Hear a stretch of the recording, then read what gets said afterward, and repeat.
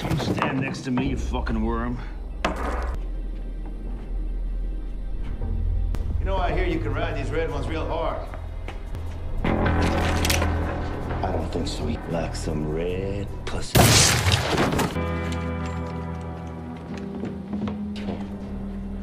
Let them keep the... Fuck your mother.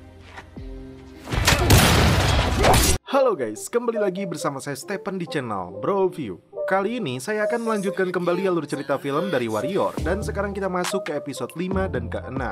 Untuk itu sebelum masuk ke ceritanya, seperti biasa siapkan apa? Ya tentunya Kopai dan Nutbray untuk menemani kalian dalam menonton alur cerita film ini. Dan sekarang kita masuk ke filmnya.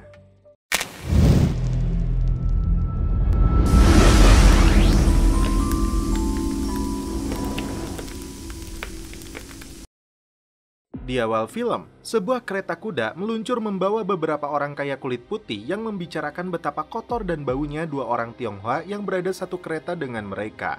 Ternyata yang dibicarakan adalah Yongjun dan Sham. Mereka tidak tahu sebenarnya Sham menguasai bahasa Inggris. Seorang pendeta lalu menasihati mereka untuk menjaga sikap dan perkataan buruk tentang apapun rasnya. Tapi pria koboi ini merasa tidak perlu diceramahi. Rupanya, Suneo ditugaskan ayahnya untuk membawa jenazah dari Grass Valley, Nevada yang akan dikembalikan ke Tiongkok. Pria koboi ini menyebut orang Tionghoa memang patut dijadikan budak untuk dipekerjakan membuat jalur kereta api dan ahli dalam membuat terowongan.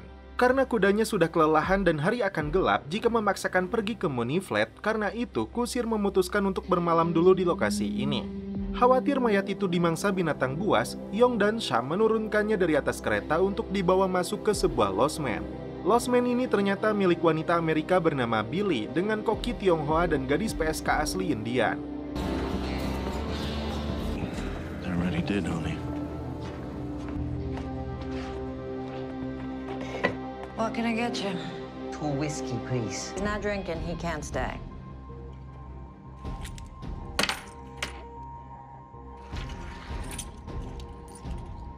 Si koboi ini boleh memesan kamar tapi harus sepaket dengan PSK-nya.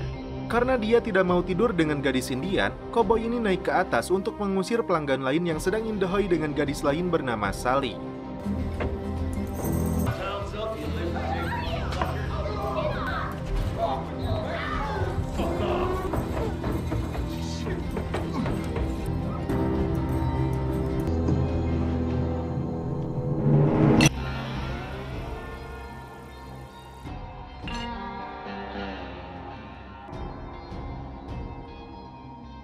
Koki Cina ini menghidangkan menu ayam mabuk khusus kepada Sham dan Yongjun. Dia mengaku berasal dari Yubei dan karena Sham berasal dari Foshan yang jaraknya tidak terlalu jauh, mereka adalah tetangga beda kampung. Yongjun iri karena dia orang Tionghoa yang belum pernah ke Tiongkok karena lahir di Amerika. Dari sejak di kereta sampai ke losmen ini, si koboi selalu saja menghina mereka berdua hingga Sham hampir saja kehilangan kesabaran, jika saja si pendeta tidak menahannya. Sham lalu masuk ke dapur. Koki ini merasakan hal yang sama saat koboi itu menghina etnisnya. Bukan koki biasa, ternyata pria ini pemilik losmen tersebut. Setelah 10 tahun bekerja sebagai buruh yang membangun jalur kereta, 5 tahun berikutnya dia mencari serpihan emas dari klaim pertambangan yang telah dianggap kosong oleh orang kulit putih. Setelah itu, dia membangun tempat ini dengan Billy yang dia sebut sebagai gunung emasnya. Yongjun merasa jatuh cinta kepada PSK Indian ini. Saat dia mengambil whisky, si koboi kembali memancing emosinya. Don't stand next to me, you fucking worm. You like the redskin, huh? Fuck off. Tadi duga si koboi lebih cepat mengeluarkan pistolnya. Saat dia akan menembak, muncul koboi sesungguhnya yang bernama Harlan yang lebih dulu menembak kepalanya. No need to stand. I apologize that you all had to see that little bit of, which is something I just can't tolerate anymore. Tapi masalahnya, Harlan dan anggota kawanan bandit itu datang untuk merampas harta mereka semua.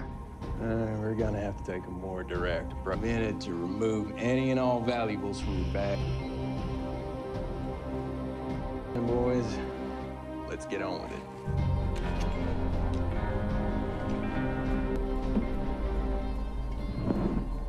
Dan ternyata kusir kereta ini berkomplot dengan para bandit tersebut. Orang kaya itu menyerahkan hartanya termasuk Yongjun dan Sham. Rupanya Harlan mengenal Billy. Dan Harlan juga tahu Billy sedang memegang pistol Old Betsy di bawah meja barnya yang harus dia keluarkan perlahan. Nice.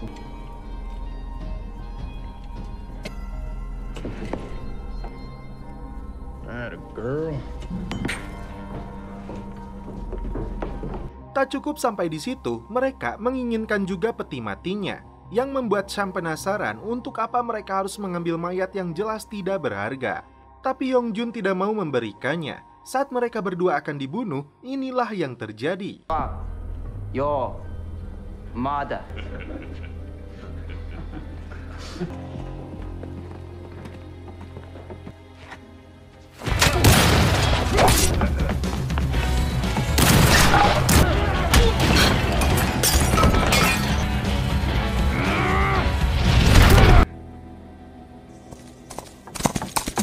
Sialnya, Billy tidak berhasil membidik si Harlan yang berhasil meloloskan diri. Mereka semua penasaran dengan peti mati itu, lalu Sham membongkarnya. Dia belek perut mayat tersebut dan ternyata menemukan satu kantung emas. Yongjun sendiri tidak tahu ayahnya menyembunyikan hal ini.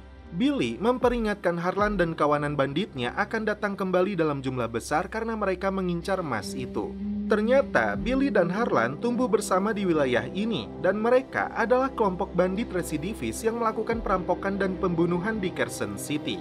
Mereka semua tidak bisa melarikan diri karena kuda-kuda itu telah dibawa pergi. Dan berjalan kaki pun akan mustahil karena Muniflat berjarak 48 km melalui gurun. Orang kaya ini menyuruh mereka meninggalkan emas itu di sini agar para bandit itu tidak mengejar mereka semua. Tidak setuju dengan rencana mereka, Sham menjawab dengan bahasa Inggris tidak akan memberikan emas itu. Sontak, Suneo pun terkejut. Yongjun mengajak Sham pergi dari bar ini meskipun harus berjalan kaki. Billy mencegah mereka karena bisa berakibat semua orang yang berada di tempat ini akan dibantai oleh para bandit itu. Si botak bahkan menodongkan senapannya karena jika Sam pergi itu artinya dia pengecut egois yang tidak mau bertarung. Mereka semua akhirnya sepakat untuk memberikan perlawanan kepada para bandit itu. At least I got something. What do you have?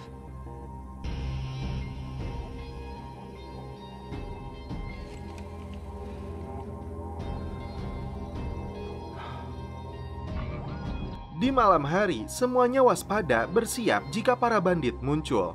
Sham sempat menyuruh Yongjun untuk pergi dari tempat ini dengan membawa emasnya karena ini bukan pertarungannya. Tapi Yongjun tidak mau, tidak ada sanak saudara selain ayahnya sendiri. Dia berharap jika punya saudara, mereka akan berjuang bersama hingga titik darah penghabisan. Sham akhirnya mengaku bisa berbahasa Inggris karena kakeknya orang Amerika. Dia berharap Yongjun mau merahasiakan hal ini. Ketika masuk kamar, Yongjun melihat PSK Indiannya akan pergi dengan temannya. Yongjun menolak saat wanita ini mengajaknya. Dia berikan potongan emasnya kepada wanita yang dicintainya ini untuk bekal hidupnya. Wanita ini mengaku bernama Wang Kia dan setelah itu mereka pun celepot. Sebelum datangnya serangan, mereka semua minum bersama. I think it might see fit to bless. May the devil cut the fucking toes. Why they're limping. Amen. Harlan kembali datang membawa pasukan. Hanya Sham seorang diri yang melakukan penyambutan. Harlan menyuruh mereka semua untuk keluar dari tempat persembunyian. Sham sama sekali tidak gentar ketika Harlan menodongkan pistolnya. Steady, Harlan. Easy there, lamb. My guess is this one and his buddy already hit. You're gonna take me right to it. Bahkan dia memberi kesempatan kepada para bandit ini untuk pergi jika tidak mau terbunuh. Dan tiba-tiba kontak senjata pun pecah. See, in order to negotiate. If you leave now, I won't. Setelah menggorok leher si Harlan, Sham dengan tangan kosongnya melumpuhkan satu persatu para bandit ini. Dari lantai 2, Billy dan yang lainnya ikut membantu dengan melepaskan tembakan.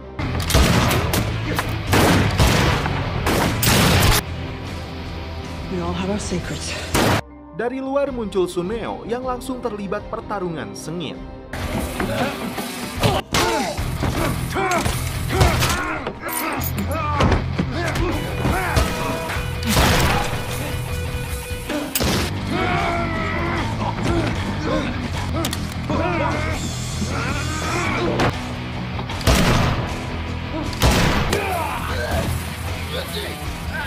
Tak diduga, Wang Qia kembali datang untuk menyelamatkannya.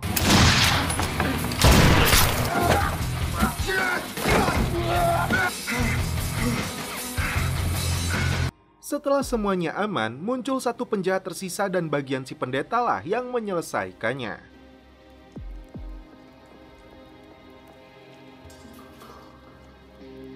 Keesokan harinya, Sham dan Yongjun melanjutkan perjalanan menunggangi kuda. Setelah melakukan salam perpisahan, keduanya cocok disebut gangster koboi dengan topinya. We'll be able to collect the rewards in Harlan and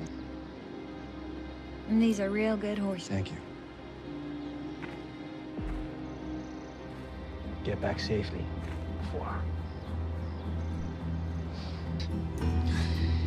Cover your heads.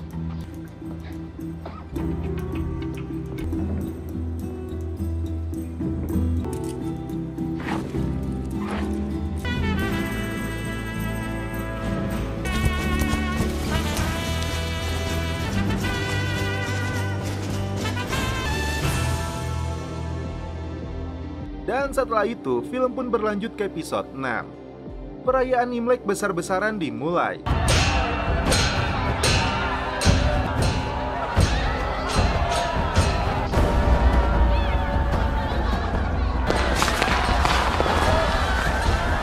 Tampak seorang pria dari kelompok Fung Hai yang menggunakan topeng mengambil sesuatu dari tangan Leong. Bill dan Lee bertugas mengawasi acara ini. Seluruh warga Tionghoa yang berada di wilayah Chinatown turun ke jalan untuk merayakannya. Father Jun dan pengawalnya Bolo naik ke atas panggung yang telah disediakan. Pria bertopeng itu kemudian melemparkan peledak tepat di bawahnya, kemudian kabur hingga menabrak Lee. Merasa ada yang tidak beres, Yongjun segera berteriak kepada Bolo hingga ledakan besar pun terjadi.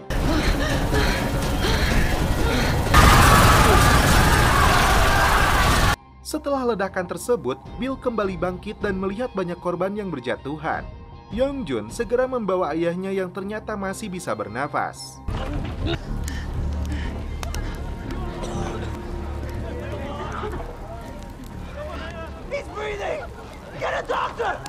Di saat semua orang sibuk dengan insiden itu, Sam rupanya sedang in the hoy dengan Penny. Dia menceritakan pengorbanan saudarinya untuk menikahi Laksamana Sun Yang demi menyelamatkan Sam.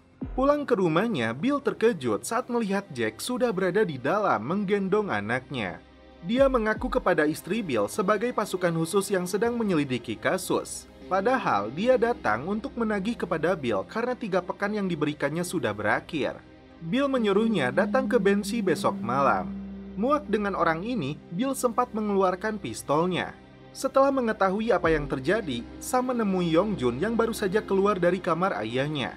Father Jun beruntung bisa lolos dari upaya pembunuhan. Dari tinta wajahnya, Yongjun bisa mengetahui pelaku berasal dari Fung Hai, tapi belum jelas apa motif mereka ingin membunuh ayahnya.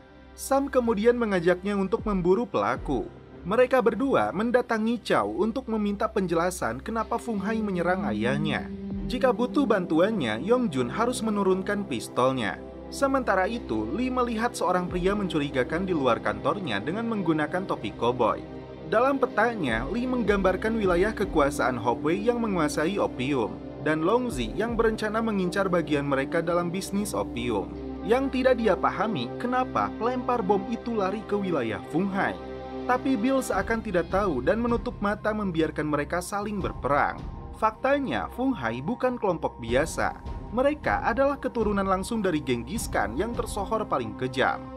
Bill meminta bantuan Lee agar membawa senapan itu untuk berjaga di luar rumahnya malam ini sampai dia kembali. Jika Bill tidak kembali, Lee akan naik jabatan. Yongjun menebak kelompok Fung Hai melakukan kesepakatan dengan Longzi untuk membunuh ayahnya. Informasi ini dia dapatkan dari sumber terpercaya. Malam ini juga, Yongjun ingin memberikan balasan kepada mereka. Sam dan Bolo sepakat dengannya. Apalagi Sam dan Yongjun sudah bersumpah untuk menjadi saudara yang berjuang bersama. Wali kota Black menemui Senator Crestwood yang sengaja datang ke San Francisco.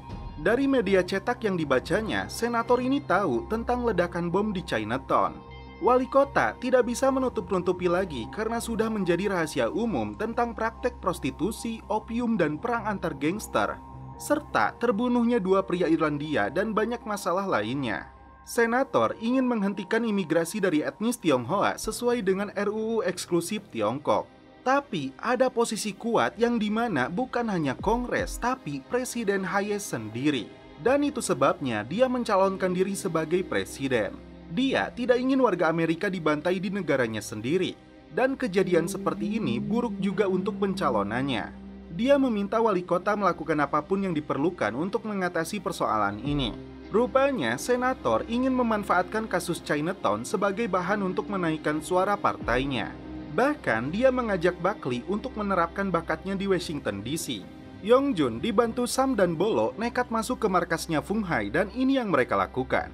Ketiganya beraksi tanpa henti untuk menuntut balas apa yang sudah mereka lakukan.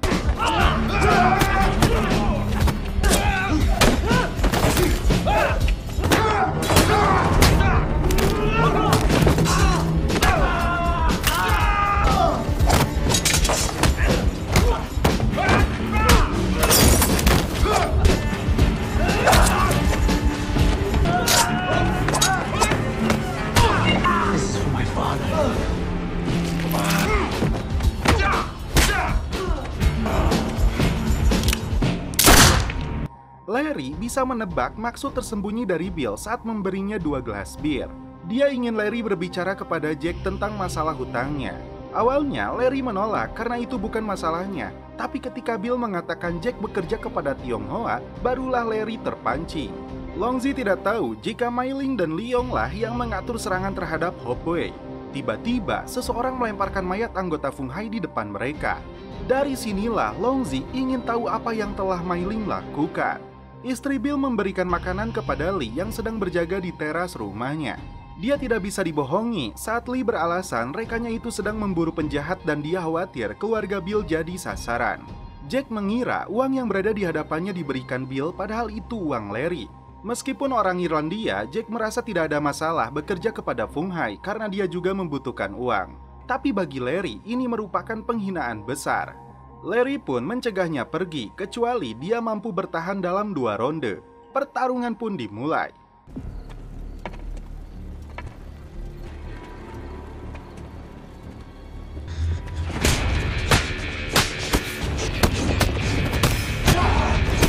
Kedua mantan marinir ini saling melepaskan pukulan sampai ronde pertama Larry berhasil menumbangkan Jack.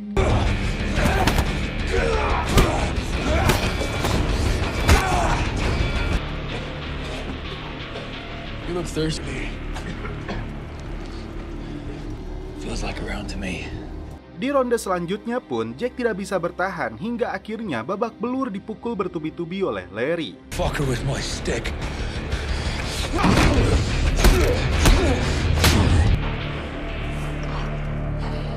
Stop! Larry, stop! You're gonna... Larry menyuruh Bill untuk membunuhnya, kecuali dia ingin keluarganya menjadi sasaran setelah Jack pulih dengan bantuan Tionghoa. Larry ingin tahu apakah Bill punya nyali untuk mengakhirinya. Herbs. What do you think he's gonna do? You think he's gonna come after your wife? But if you let him leave this ring... Come on, boys. Let's give the man some privacy. Dengan terpaksa, Bill membunuh Jack. Perbuatan bejat yang seharusnya tidak terjadi karena terjebak dengan judi.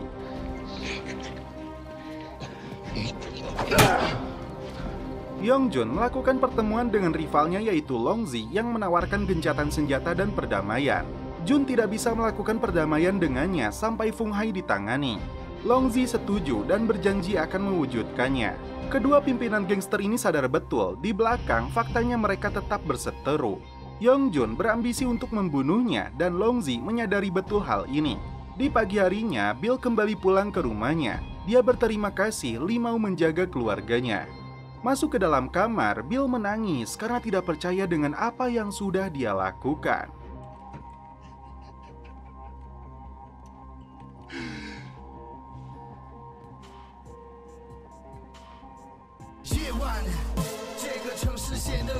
Dan setelah itu, film pun berlanjut ke episode selanjutnya.